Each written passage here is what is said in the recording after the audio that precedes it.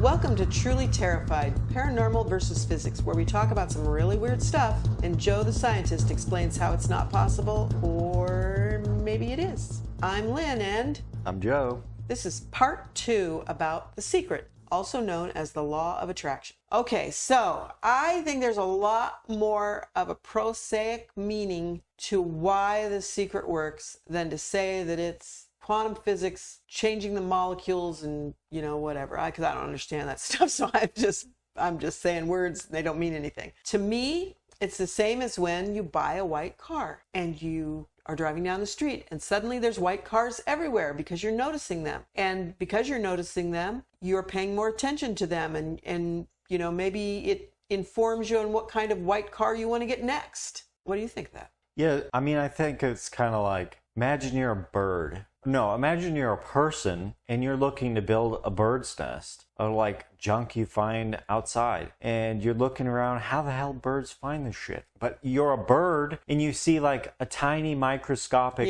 thing, and you gradually build up an entire nest out of these strands you just spotted from afar because your brain is optimized for seeing those things. Right. So if your brain is optimized for seeing an opportunity, even if it's not conscious, meaning it's not in the realm of thought where you can consciously work with it and say, this is where it came from, this is what I'm doing. Right. So if you think about something for a long time, or it keeps coming to your attention, your brain is going to probably be more likely to be working with that behind the scenes. Yeah. It's probably an exercise you can do where you look at an object and then you specifically try to notice the object. You specifically try to notice the object. Look away, look back, notice the object, and then do that for a while and then just walk around. If there's any of those objects around, more of them, you'll notice them. It's like the thing where they say, don't think of an elephant. You know, yeah, it's on your brain. You're going to think of an elephant. You're not going to be able to think of much else but an elephant. Well, to go back to the stories we talked about in the last episode, the time we drove by the woodworking museum, and you said, well, you know, maybe there was a party or some event going to happen there, and somebody just noticed without realizing they noticed a poster or something that told about this event, and so it was in your mind. Well, that is possible, I suppose. It could also be possible that we didn't notice the cars there before the day we noticed there were no cars there. Maybe there were always cars there, and we just happened to be driving by and say, look, there's no cars there. Let's focus on that and manifest lots of cars. Okay. So then it's a perspective thing. Right. And the other one, what was the other story I told? Oh, the hunter safety story? Yeah. Okay. So I don't know how to explain that one. I don't know how to explain that.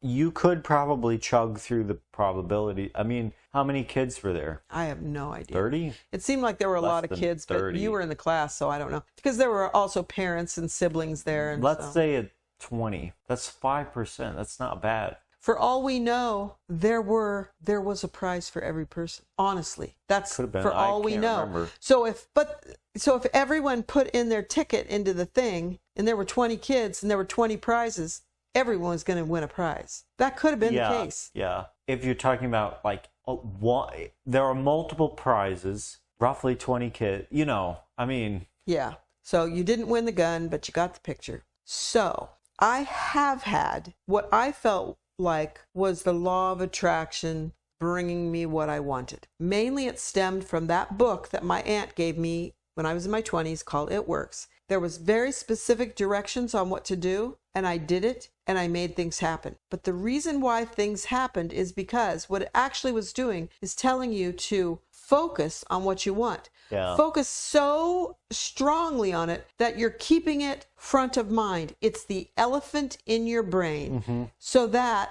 your brain is naturally looking for opportunities to make that happen, to make that work. And I really think that that's all it comes down to. You know, people who say, and I think this is one of the examples in the movie The Secret, that if you drive around in a parking lot and you say, I want to find a space up close to the door. Well, you know what? If I drove around in the parking lot, I could probably find a space up near the door. I don't do that. I just park in the first space because I'm not going to waste my time just to save myself a few frickin' steps, because steps are good for me. Yeah. So, I think that it is just a matter of perspective in a lot of ways. But if you really want to make things happen, there are steps you can take that are what The Secret tells you to take, what the law of attraction tells you to take. It's more or less, they tell you to just focus on it, right? Well, or imagine yourself with it or something. Well, that's one of the things, because what you want to do is you want to so thoroughly immerse yourself in the experience of attaining what it is you want that your brain will start actively seeking ways for you to have that, for that to happen. Oh, here's another example. When I decided I was done with renting, I could not handle another time of renting. We lived in the same house for like 10 years, and then that lady went senile, and it was just horrible and miserable. And I just thought, we're not going to rent anymore. I got to buy a house. Now, it was completely unrealistic by everyone's opinion for me to be able to get a loan to buy a house. But I just focused on buying a house so thoroughly. But I didn't go to the most expensive house in town. I knew realistically I didn't make very much money. So I went to the cheapest house in town.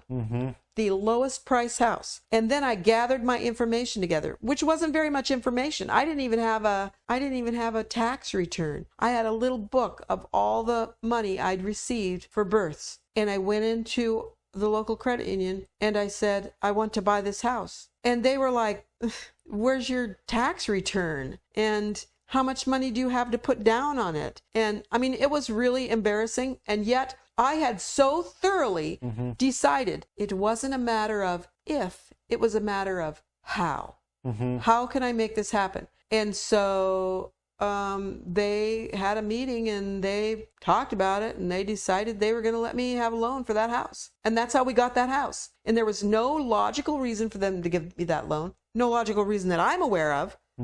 They, I'm sure, had their own reasons. I was good for it. I paid on time. In fact, I was paying ahead of time, paid it off. So whatever happened was behind the scenes from what I could see. It doesn't mean it was behind the scenes of reality. It just means it was behind the scenes of what I could see. And I guess that is behind the scenes of my reality because, your perspective is essentially your reality. For some reason, when I was thinking about this and thinking about the way I view it, and I don't view it metaphysically so much as I think in very practical terms, it reminded me of the thing you do where you go through a range of emotions and it influences your, what do you call that? The thing you say, you're always talking about it. You talking about ECM? Yeah.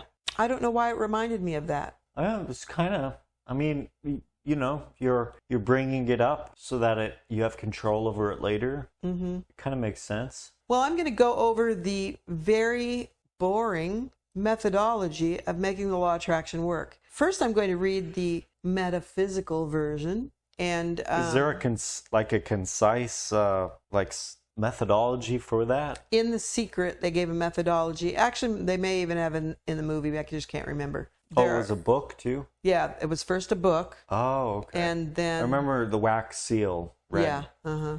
The suggestion is there are 3 central universal principles that make up the law of attraction. 1, like attracts like. This law suggests that similar things are attracted to one another. And yeah, kind of. People who are similar are kind of attracted to other people who are similar. And, if you're a positive person, you're probably going to attract positive experiences because you're looking for positive experiences. If you're a negative person, you're probably going to attract negative experiences because you're looking for negative experiences. So, okay. And then the second one is nature abhors a vacuum. Well, what's a vacuum about your life? They're saying that if you remove negative things from your life, you can make space for positive things. So in other words, you open the window of your life and push out the negative things out that window. What and do then they mean by the negative? Door, I don't know. And the door on the other side is going to draw in the positive things. Okay, I see.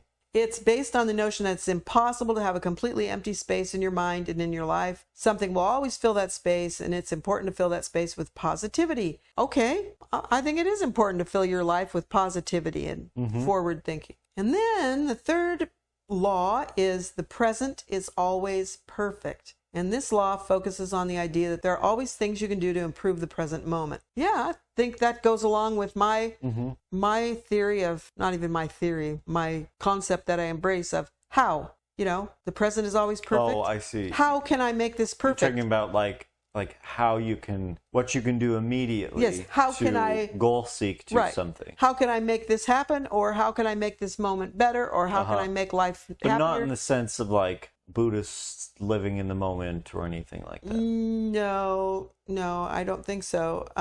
It says the law proposes that rather than feeling dread or unhappiness, you should focus your energy on finding ways to make the present moment the best that it can be. Shouldn't we all do that at any given moment? So they're talking about best as in, well, if I get up and preferable? I would think so. If I get up in the morning and because it rained all night, I can smell the previous owner's cat box that is no longer there and the area has been cleaned, I can smell it. There's nothing I can do about it. Well, I'm not going to just walk around going, oh, damn, I can smell cat box. I turn on my little diffuser and make it smell nice. Yeah. So, and then I don't think about the frickin' cat box that isn't there anymore. That's like doing things to make your immediately perceptions prefer. I think so. Like if you could see ahead, you could say, I prefer this over this, so I'm going to make my way over to that. That's my perception of it. I don't know if that's what they mean, but that would be my perception of it. Like what Buddhists say, very kind of similar. You're choosing what your perceptions, the quality of your perceptions. So like, for instance, you might be in pain, you can re-examine the pain and essentially reframe it. You know what I mean? Oh, okay. So like, what interesting notes in that cat shit smell. That's just absurd. Well, no offense to Buddhists, but I just think that's absurd because they're... So the core truth behind it is, so it's like a flashlight. Oh, look, over there in the corners, a wad of cat shit. I'll just turn my flashlight over there to, a pretty picture, So it's what you're focusing on. Yes, that's true. And I've already gone through how with the smell of cat shit after a rainy day, and I've cleaned it and I poured bleach on it, and I can't make the smell go away. Therefore, I will mask it, and then I won't be aware of it. Yeah. And that is my way of dealing with it. And I'm not a Buddhist, obviously. So I think that those laws are not necessarily true laws. They seem to me more like religious. I mean, the way it's framed, it just seems, I didn't read everything. They kind of presented it like it's more religious. Yeah, because I just grabbed it off a website. Oh, so yeah. I don't want to read exactly what they said. So how to do it. Now, here's where we're going to contrast how they say to do it and how It Works says to do it. And It Works is actually the prosaic, practical way to make things happen in your life. And they're actually very close, except again, they dressed it up with all this flowery, pseudo-spiritual stuff.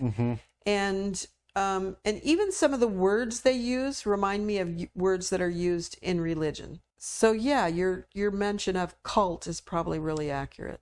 It's really easy for humans, particularly, to devolve into like subcultures to devolve into cults. In fact, I'd say most subcultures just plain old are cults. They just don't have the features like a big head personality and, Yeah. Good chance if there's an aesthetic and a like habitual actions, whatever, it's a fucking cult. It works. Okay, how to do it. The secret says, get clarity on your outcome. This step is like the base of a building. Without it, nothing stands tall. Okay, that's probably as much as I can quote from it without getting a copyright infringement slapped on me. Get clarity on your outcome means know what it is you frickin' want, right? Know what you want. Very specifically. Yes, very specifically. I want a parking spot up close to the door because I'm lazy and I don't want to have to walk across the parking lot.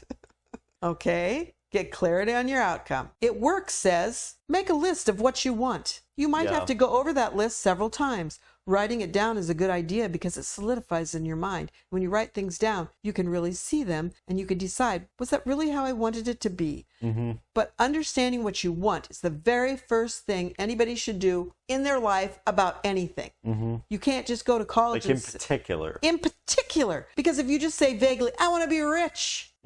Okay, you willing to marry a 90-year-old pervert man? Who was abusive and... Right. And to get rich? Is that what you're willing to do? yeah. You willing to kill somebody for money? That's a way to get rich? Obviously not. So you need to know what you want, clearly what you want, and define what you want. Number 2, get in a gratitude state. They call it gigs. Get in gratitude. It says gratitude is an energy amplifier. Well, gratitude, I think, again, comes down to trying, not even trying. I don't want to use the word trying because I think trying is kind of wimping out on it, you know, to say, I'm trying to quit smoking. Like I'm trying you will accept failure. Yes, because trying is built-in failure into it.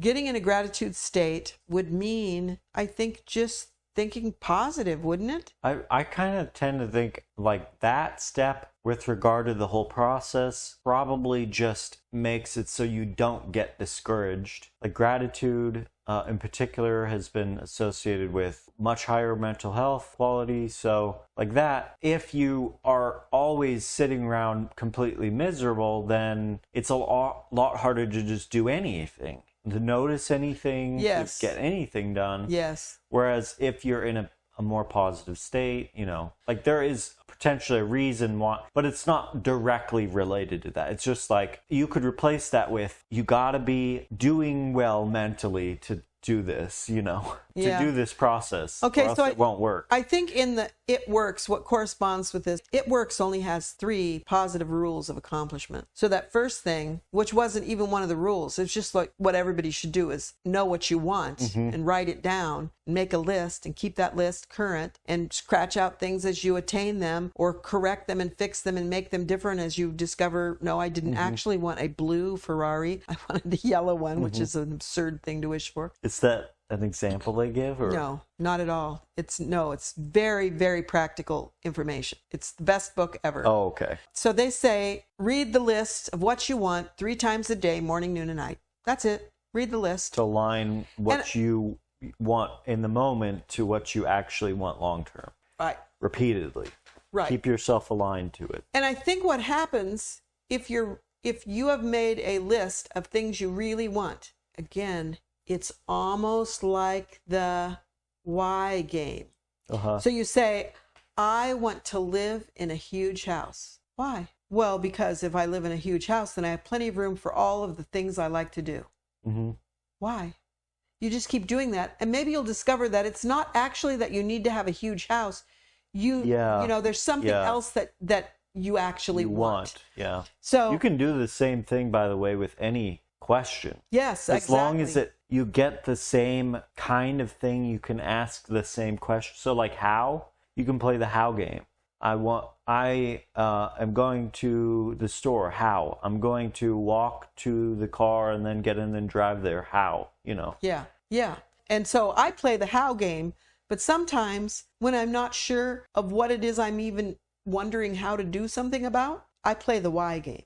Because if you don't know what the basic thing is, but if you have played the why game and you know what it is you want and you are doing this, you will be looking for the white car, or you'll be looking for the opportunity. You'll be looking for the open door. And when you do that, you will see the twigs on the ground to make your nest with. You know, I'm using lots of different metaphors here, but oh well. Yeah. And you know what that'll lead to? Success. Gratitude. Oh, yeah, gratitude too. So that's what I think that comes down to. And then the next thing they say is visualize in the law of attraction. So or to attain your... Oh, they say it in the law of attraction. They say you should, yes, in the law of attraction, visualize. So that's the 3rd step in the law of attraction. So you know what you want, you're grateful for today, just generally grateful, and you visualize what it is what you want, and It should be so realistic that you feel like you're experiencing it in that moment. The problem with that, I think, is that a lot of people become so adept at visualizing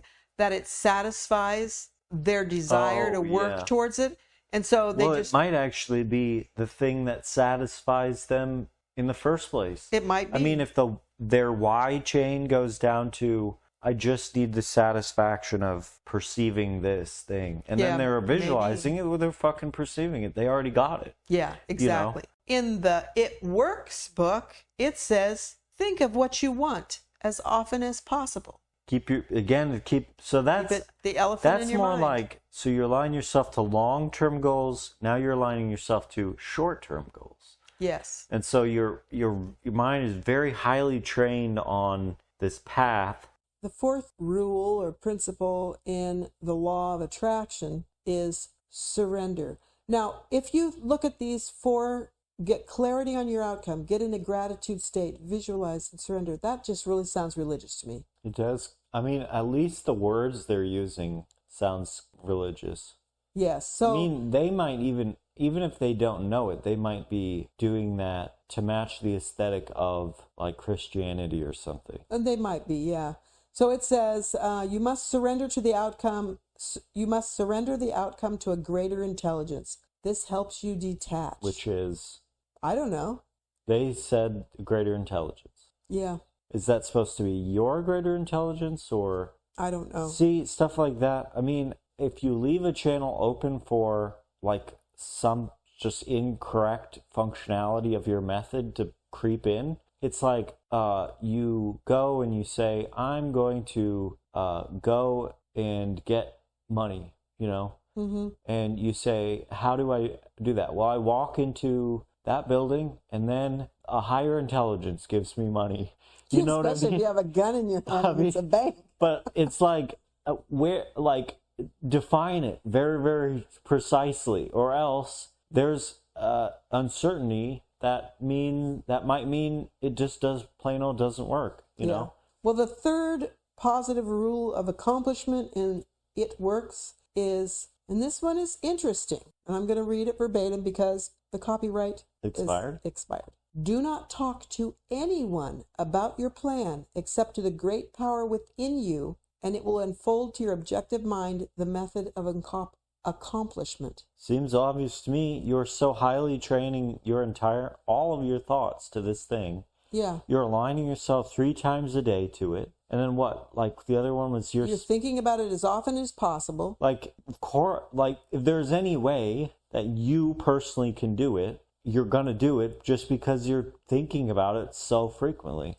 Yeah. So I really think that what they did was they took the concepts in It Works and some of those other books and they religiousized it. Because just like, in the Catholic Church... It did. No, they seriously did. They took the element of, like, probability, like that, aligning yourself just increased the chance, and they added faith to it. Yeah. So they said, have faith in the process and do the same things, and you'll get it. Well, you're increasing the chances of you getting it just by thinking about it so much, based on their steps. But also, the faith part makes it culty. Right. It's not just culty with the case of The Secret. It's occulty because The Secret is explicitly a secret. Well, it was, but it actually never was. It never was a secret. It's the basis of positive thought forever. It's the basis it's the basis of reality. Yeah. Is you work towards something. You have to know what you're working towards, and then you work towards it. And then, if it's possible, you'll get it. Yeah. That's it. I think It Works. And technically, It Works is talking about the law of attraction. So I guess you could say The Secret works. In the same sense. In the same sense. But I don't think it's something supernatural happening. I think it's just natural that's how we function, how our brains work, how we work, how we can make things happen in our lives. And so I don't think it requires many worlds or whatever it's called. I don't think it requires that. I mean, everything. If many worlds is real, then obviously everything requires it. But I don't think requires. Well, I mean, if there's a theory that is real, Oh, that then produces those kind of things. Yeah. then everything requires. Interestingly, if in that case, if that's how it really works, then there's your perspective of what's actually happening. It doesn't fold over to other people's perspectives, which is kind of strange. Anyway. What do you mean? So I mean, like, so there's multiple versions of you going out and doing things, and you're somehow guiding your little version to something just by thinking about it. The other, like, you're talking to somebody and they also have multiple versions going off to things. Probably most of them are not where you're achieving the thing. There still are people, obviously, when you do reach the thing, but if that was a less likely chain of, a history going towards that thing, then most variants of the people around you, perspectives around you, never saw you get the thing. I should put most in quotes because it's a very risky saying most for certain classes of mathematical objects. So anyway. Oh, okay. I don't even have an example, but it's like the same problem where all the numbers you can possibly conceive of, take the number 1 out, is the number of numbers that you can possibly conceive of still greater than the number you This took is out? Nightmarish. Do you It's think weird. these things? No, it's hard to describe. It's very strange, and it would fold over to many worlds interpretation. Oh, good Lord. Anyway, so regardless whether or not it's metaphysical or completely obvious, prosaic, there is a way you can get what you want. And thinking about it helps getting you that, because you're constantly aligning yourself with what you want. Yeah. It can't hurt to do those sorts of things because okay, it's like this. The prosaic explanation, which is definitely a thing, you aligning yourself with what you want and then going towards that, it overlaps with the magical version, which is basically the same thing. They're essentially saying, I mean, they're not, but they're kind of implicitly saying you don't have to work hard for it. They're They're ascribing some supernatural but thing. it's like they're saying you don't, like, they don't say it, but you don't have to work hard for it. Yes. But you're doing the same thing that will lead you to the edge where you will then work hard for it. Right. So Exactly. it's like, is the faith component really the thing that brought you? But here's what the problem is with things like The Secret and What the Bleep Do We Know and cult-like movements like that. They're monetizing their message, and it has a whole giant group of people have sprung out of the woodwork to write books and have classes. Are they still doing and it? Yes, they're still doing Really? it, and Wow. to give coaching and all of that stuff to people who are desperate to try and game their life. And the truth is that life is a game. See, that's where you don't have to work hard for it implicit thing Yes. comes in. If they said, like, do these magical steps and then you can have your $1 million, but you'll also have to work hard for it, it wouldn't be nearly as attractive. So they couldn't have the conferences and whatnot. Right. It's Exactly. basically, you get so much more than what you put in. Yes. And that is literally basically all religion. I mean, like, all you have to do is eat this paper-thin cracker and drink some wine, and you're fucking set for all of eternity. You know what I mean? Just dunk your head underwater, you're good. Oh, heavens to Betsy. If you want to know more about this, Salt of the Earth Press has published 2 books in 1 volume. They're little books, but they hold all the information you need to start trying it out for yourself. As a Man Thinketh is more of a religious book, and It Works together in 1 book, because It Works is not religious, and maybe you'll find whatever you need to jumpstart your thinking and be able to get what you want out of life. The link will be in the description. Well, I know the law of attraction works because it's worked for me many times. And I think it could work for anyone, but I don't think that there's some supernatural thing happening in this regard other than the supernature that we all have. Our contact information is in the show notes, and as always, if you have a story you want to tell, send it to us. Please share, subscribe, and leave a review wherever you get your podcasts. Thanks for listening, and never be so terrified you can't run.